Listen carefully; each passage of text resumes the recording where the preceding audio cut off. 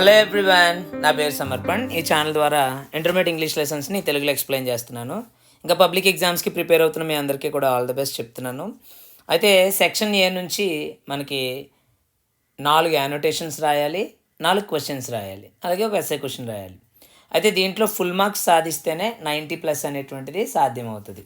ఎంత రాసినా కానీ ఒకవేళ మనకి ఫుల్ మార్క్స్ పడవనేటువంటి డౌట్ ఉన్నట్లయితే కనుక ఈ వీడియో మీకోసమే. మీరు కనుక నేను చెప్పినట్టు రాస్తే ఈ విధంగా నేను చెప్పినటువంటి విధానంలో కొటేషన్స్ అనేటువంటి వాటిని నేను ఇస్తాను. వాటిని మీరు చదివినటువంటి ప్రశ్నలకి యాడ్ చేసుకుని రాస్తే కనుక ఫుల్ మార్క్స్ పడేటువంటి అవకాశం ఉంటుంది. కాబట్టి ఇక ఆలస్యం చేయకుండా వీడియోలోనికి వెళ్ళిపోదాం. ఇప్పటివరకు నా ఛానల్ని ఎవరైనా సబ్స్క్రైబ్ చేసుకున్నట్లయితే దయచేసి సబ్స్క్రైబ్ బటన్ని క్లిక్ చేయండి. మీకు ఇంకా ఎలాంటి వీడియోస్ కావాలనేటువంటిది కామెంట్ సెక్షన్లో చెప్పినట్లయితే అలాంటి వీడియోస్ నేను మీకు తయారు చేసి పెడతాను. ఇక ఆలస్యం చేయకుండా వీడియోలోనికి వెళ్ళిపోదాం. ఓకే, సో నేను ఒక పీడిఎఫ్ ఉంది, మీకు ఒకవేళ అది అవసరం అనుకుంటే కనుక కమెంట్ చేయండి. నేను ఈ యొక్క డిస్క్రిప్షన్లో ఇవ్వడం జరుగుతుంది. ఇక్కడ చూడండి, మీరు చాలా చక్కగా రాస్తారు. రాసేటువంటి విధానంలో యానోటేషన్ గురించి చూసుకుందాం. ఫస్ట్ మనం యానోటేషన్స్ గురించి చూసుకున్నాం అనుకోండి. మీరు తీసుకున్నటువంటి యానోటేషన్ బట్టి ఫస్ట్ కాంటెక్స్ట్ రాస్తారు, తర్వాత కొంతమంది రాస్తే అబౌట్ ది ఆథర్ కూడా రాస్తున్నారు, ఎక్స్ప్లెనేషన్ రాస్తున్నారు, తర్వాత జనరల్ రెలవెన్స్ కూడా రాస్తున్నారు. ఇది మీరు రాసే ప్యాటర్న్.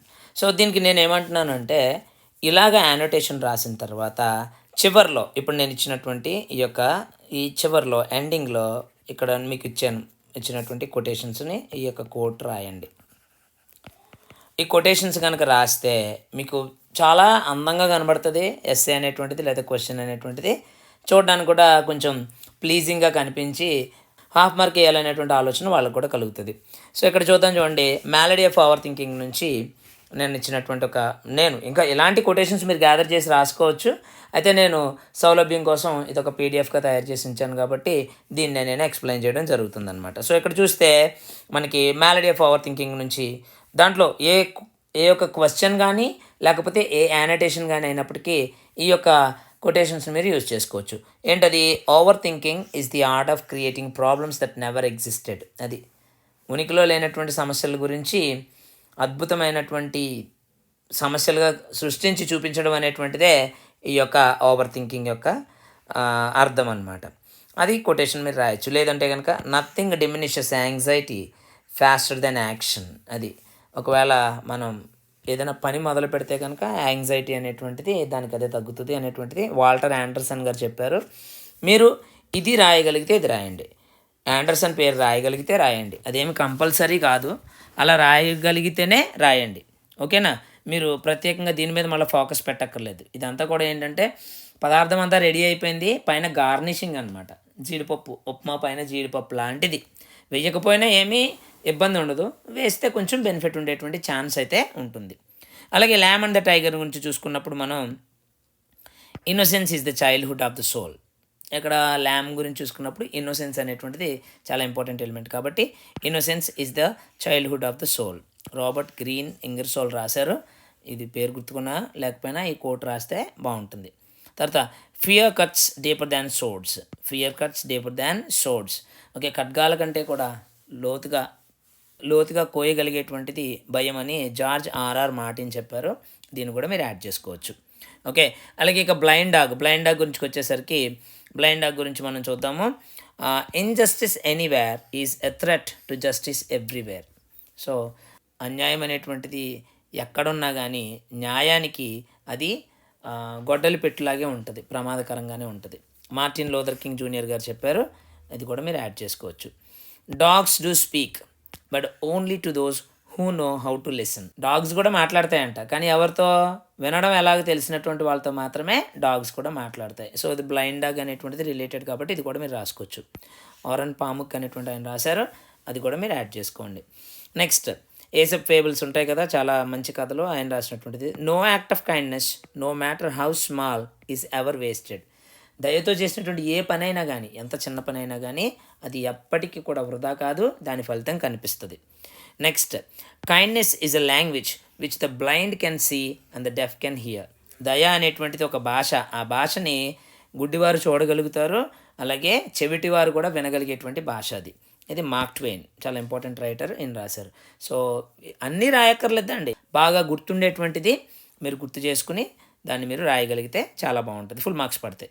ఎప్పుడు ఫుల్ మార్క్స్ పడతాయి? ఇదిగో ఇవన్నీ రాసేసిన తర్వాత, ఇదిగో context, about the author, explanation, general relevance రాసిన తర్వాత ఇది రాయాలి. ఏమి రాయకుండా ఈ కొటేషన్ రాస్తే ఏమి మీకు మార్కులు ఏమి రాలో. కాబట్టి ఇదంతా కూడా దృష్టిలో పెట్టుకోండి. ఇది కూడా మనకి ఎక్స్ట్రాగా మనం రాస్తే మంచి మార్కులు పడేటువంటి అవకాశం ఉంటుంది అన్నమాట. అలాగే యానోటేషన్కి అయితే చివరి రాయమన్నాను కదా, మరి క్వశ్చన్కి అయితే ఎక్కడ రాస్తారంటే స్టార్టింగ్లో రాయండి. క్వశ్చన్కి కనుక స్టార్టింగ్లో, ఒకవేళ క్వశ్చన్ అనుకోండి, ఈ కొటేషన్ని స్టార్టింగ్లో రాయండి. క్వశ్చన్ని కొటేషన్తో స్టార్ట్ చేయండి, యానోటేషన్ని కొటేషన్తో ఎండ్ చేయండి. అది గుర్తుపెట్టుకోండి, రైట్. నెక్స్ట్ అలాగే సెకండ్ యూనిట్కి సంబంధించి chief Seattle letter. Chief Seattle లెటర్లో the earth does not belong to us, man belongs to the earth. Chief సియాటలే చెప్పారు, ఆయనే చెప్పారు. చాలా ఇంపార్టెంట్ లైన్ ఇది ఆ లెసన్ నుంచే, కాబట్టి దాంతో ఆ కోట్ కూడా మీరు రాసుకోవచ్చు. Next, man is the only creature who refuses to be what he is. మనిషి మాత్రమే అతడు ఏంటో, ఎలా ఉన్నాడో అలాగే అతన్ని యాక్సెప్ట్ చేయడానికి తిరస్కరించేటువంటి జీవి ఏదైనా ఉందంటే అది మనిషి మాత్రమే అని ఆల్బర్ట్ కామస్ చెప్పారు. దీన్ని కూడా మీరు రాసుకోవచ్చు. అలాగే సెకండ్ యూనిట్లో పోమ్ ఉంది, ఒక పోమ్ ఇన్విక్టస్కి సంబంధించినటువంటిది. Fall 7 times, stand up 8. అంటే ఏంటి? 7 సార్లు పడిపోయినా కానీ 8వసారి లేచి గెలవడానికి ప్రయత్నాన్ని ఆపకుండా గెలవాలి. గెలవడానికి ప్రయత్నించడం మానకూడదు అనేటువంటి అర్థం వచ్చేలాగా ఫాల్ 7 times, స్టాండ్ అప్ 8. 7 సార్లు పడిపోయినా 8వసారి మళ్ళీ పోరాటాన్ని మొదలు పెట్టాలి అనేటువంటిది ఇన్విక్టస్లో సారాంశం కనుక ఇది కూడా మీరు రాసుకోవచ్చు. Next, strength does not come from physical capacity. బలం అనేటువంటిది, మనకు ఉండేటువంటి శక్తి అనేటువంటిది మనకున్నటువంటి శారీరకమైనటువంటి సామర్థ్యం మీద ఆధారపడి ఉండదంట. It comes from an indomitable will.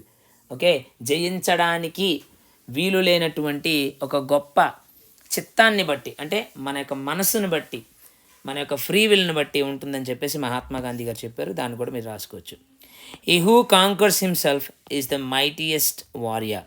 తనని తను జయించుకున్నటువంటి వ్యక్తి అసలు ప్రపంచాన్ని జయించినటువంటి వ్యక్తి కంటే కూడా చాలా గొప్పవారు అనేటువంటి విషయాన్ని ఇక్కడ చెప్తున్నారు. ఎవరో కన్ఫ్యూజ్ చేశారు, చైనీస్ అయినా. Next, I'm the master of my fate, I'm the captain of my soul, William Ernest Henley. ఇది ఈ పోమ్ నుంచే వచ్చినటువంటిది. చాలా ఇంపార్టెంట్ లైన్స్, చాలా బాగుంటాయి ఈ పోయంలో.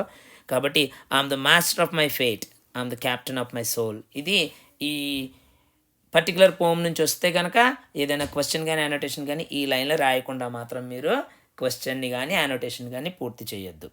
అండ్ నెక్స్ట్, రిట్రీవ్డ్ రిఫర్మేషన్కి సంబంధించి every Saint has a past and every sinner has a future. అది చాలా పవిత్రమైన వ్యక్తికి కూడా ఒక గతం ఉంటుంది. అంటే గతంలో అతను ఏదో తప్పు చేసే ఉంటాడు. చాలా తప్పు చేసినటువంటి, చాలా పాపం చేసినటువంటి వ్యక్తికి కూడా భవిష్యత్తు ఉంటుంది. అంటే అతనికి మారేటువంటి అవకాశం ఉంటుంది. అదే మన యొక్క జిమ్మీ వ్యాలంటీన్ కథలో జరిగింది కదా, ఆస్కర్ విల్డ్ రాశారు ఇది. ఈ కోట్ని మీరు దీనికి రాసుకోవచ్చు. Where there is love there is life. ప్రేమ ఎక్కడ ఉంటుందో అక్కడ జీవం ఉంటుంది, జీవితం ఉంటుంది. మహాత్మా గాంధీ గారు చెప్పారు. దాన్ని కూడా మీరు కోట్ చేయొచ్చు. ఈ రిట్రీవ్డ్ రిఫర్మేషన్ అనేటువంటి ఎస్సే రాసినప్పుడు ఈ ఎస్సేకి కూడా మీరు ఎండింగ్లో రాయొచ్చు, లేదంటే స్టార్టింగ్లో కూడా మీరు రాయొచ్చు. ఎస్సే రాసేటువంటి విధానం ఒకసారి చెప్తాను నేను. స్టార్టింగ్లో మీరు ఏం చేస్తారంటే అబౌట్ ది ఆథర్ అని రాయండి. ఆ తర్వాత నెక్స్ట్ మనకు అడిగినటువంటి ప్రశ్నకి సంబంధించినటువంటిది మీరు రాయండి. అబౌట్ ది ఆథర్ రాసేసిన తర్వాత ఇలాంటి దాంట్లో ఏదో ఒక కోట్ రాసుకోండి, కొటేషన్ రాసి అప్పుడు మీ యొక్క ఎస్సేని స్టార్ట్ చేయండి. మీకు ఇంకా ఓపిక ఉందనుకుంటే కనుక ఎండింగ్లో మంచి కోట్తో క్లోజ్ చేయండి. నేను ముందే చెప్పాను, ఇవేమీ కంపల్సరీ కాదు. ఇవి రాయకపోతే మార్కులు ఏమి తీసేయరు. ఎక్స్ట్రా పడేటువంటి ఛాన్సెస్ అయితే ఉన్నాయి, కానీ ఇదేమీ కంపల్సరీ కాదు. రాస్తే చాలా మంచిది, రాస్తే మార్కులు పెరిగే ఛాన్సెస్ ఉంటాయి. ఎస్ఏ చక్కగా కనబడుతుంది, ఆ క్వశ్చన్ కానీ యానోటేషన్ కానీ చక్కగా కనబడుతుంది కనుక మనకి రాయడం అనేటువంటిది చాలా మంచిది. ఓకే, నెక్స్ట్, రిట్రీవ్డ్ రిఫర్మేషన్లోనే to err is human, to forgive is divine. చాలా మంచి కోట్ అండి ఇది. అలెగ్జాండర్ పోప్ చెప్తారు. లిటరేచర్లో అసలు అద్భుతమైన ఇటువంటిది ఎప్పుడు మనం ఉపయోగించుకుంటాం అనమాట. అది తప్పు చేయడం మానవ సహజం, క్షమించడం దైవంతో సమానం అని చెప్పి బెన్ ప్రైస్ చేసినటువంటి పని ఏంటి? క్షమిస్తాడు. సో ఆ రిలేషన్లో ఆ యొక్క రిలేటెడ్ కాంటెంట్లో మనకి ఈ యొక్క కోట్ని ఉపయోగించుకోవచ్చు. Next, character is what you do, when no one is watching. ఎవరూ చూడట్లేనప్పుడు మనం ఏం చేస్తామో ఎలా ఉంటామో అనేటువంటిదే మన యొక్క క్యారెక్టర్ అని జాన్ వుడెన్ చెప్పారు. వీటిలో ఏదో ఒకటి కానీ రెండు కానీ మీకు నచ్చినవి మీరు గుర్తుపెట్టుకుని ఇప్పటివరకు ఆల్రెడీ చదివేసి ఉంటారు మీరు కదా, దానికి ఇది కూడా యాడ్ చేసుకుని మీరు మంచి మార్కులు తెచ్చుకోవాలని చెప్పేసి ఈ యొక్క వీడియో చేస్తున్నాను. ఓకే, నెక్స్ట్ థర్డ్ యూనిట్లో you got to find what you love అనేటువంటిది. ఇది ఈ లైన్ మాత్రం అసలు చాలా చాలా బాగుంటుంది. ఇది your time is limited, so don't waste it living some one else's life. Okay, చెప్పింది స్టీవ్ జాబ్సే ఇదే ఎస్సేలోంచి, కానీ ఈ కోట్ చాలా అద్భుతంగా ఉంటుంది. మీకు ఇవ్వబడినటువంటి జీవితంలో ఉండే సమయం చాలా తక్కువ, కాబట్టి ఎదటి వాళ్ళ జీవితాన్ని పరిశీలిస్తూ వాళ్ళ బతుకును బతుకుతా వాళ్ళ బతుకు కోసం మనం ఆలోచిస్తా మన జీవితాన్ని వేస్ట్ చేయకూడదని చెప్పేసి స్టీవ్ జాబ్స్ చెప్పారు. కాబట్టి దీన్ని కూడా మీరు గుర్తుపెట్టుకోండి. It does not matter how slowly you go as long as you do not stop. ఆపనంత వరకు ఎంత నెమ్మదిగా వెళ్ళినా కానీ సమస్య లేదు, ఎందుకంటే అక్కడ అభివృద్ధి అనేటువంటిది ఖచ్చితంగా కనపడుతుందని కన్ఫ్యూషియస్ చెప్పారు. కన్ఫ్యూషియస్ అనేటువంటి ఆయన చైనీస్కి సంబంధించినటువంటి రైటర్, ఫిలాసఫర్. ఇంతకు ముందు లెసన్లో కూడా ఈయన చెప్పారు ఒక కొటేషన్, దాన్ని కూడా గుర్తుపెట్టుకోండి. Next, refugees. No one leaves home unless the water is safer than the land. ఇల్లు వదిలిపెట్టి ఎవరు వెళ్తారండి? ఇంటికంటే కూడా భూభాగం కంటే కూడా నీరే సురక్షితం అనుకున్నప్పుడు మాత్రమే వాళ్ళు బయటకు వస్తారు అనేటువంటిది వార్సన్ షైర్ చెప్పారు. ఇది రెఫ్యూజీస్కి సంబంధించినటువంటిది. ఎందుకంటే వాళ్ళు ఈ శరణార్థులుగా వచ్చేటప్పుడు సముద్ర ప్రయాణాలు చేస్తూ వస్తూ ఉంటారు. ఎవరండి సరదాగా వెళ్ళి సముద్రంలో సెక్యూరిటీ లేకుండా వెళ్తారా? వెళ్ళరు కదా. దానికి సంబంధించినటువంటి కొటేషన్ ఇది.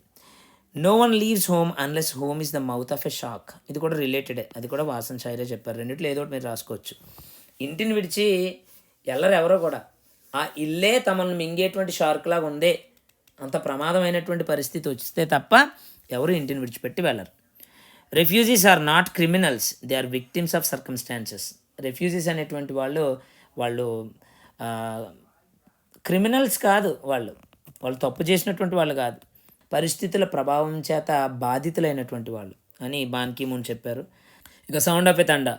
Time is the wisest counsellor of all. Pericles చెప్తారు, టైం అనేటువంటిది అత్యంత జ్ఞానం కలిగినటువంటి, మనకి జ్ఞానం బోధించేటువంటి ఒక అంశం. అలాగే little drops of water make the mighty ocean. చిన్న చిన్న చుక్కలే మహాసముద్రాలుగా అవతరిస్తాయి అనేటువంటిది జూలియా కార్నీ చెప్పారు. సో అది మన సౌండ్ ఆఫ్ ఎ థండర్ టైంకి రిలేటెడ్ కాబట్టి ఈ కొటేషన్స్ దానికి రాసుకోవచ్చు. In nature nothing exists alone. ప్రకృతిలో ఏది కూడా ఇండివిడ్యువల్గా అంటే ఒకటిగానే లేదు, ఒకదానితో ఒకటి ఆధారపడి ఉంది అనేటువంటి విషయాన్ని రేచల్ కార్సన్ చెప్పారు. ఈ యొక్క విషయాలన్నీ కూడా గుర్తుపెట్టుకోండి. So this is all for this video. ఈ కొటేషన్కి సంబంధించినటువంటి పీడిఎఫ్ని నేను డిస్క్రిప్షన్ లింక్లో పెడతాను, డౌన్లోడ్ చేసుకొని యూజ్ చేసుకోండి. Thank you very much. Video మీకు నచ్చినట్లయితే మీ ఫ్రెండ్స్ అందరికీ షేర్ చేయండి. ఖచ్చితంగా సబ్స్క్రైబ్ బటన్ని క్లిక్ చేయడం మర్చిపోకండి. మరొక వీడియోతో మళ్ళీ కలుద్దాం. Wish you all the best. Happy preparation.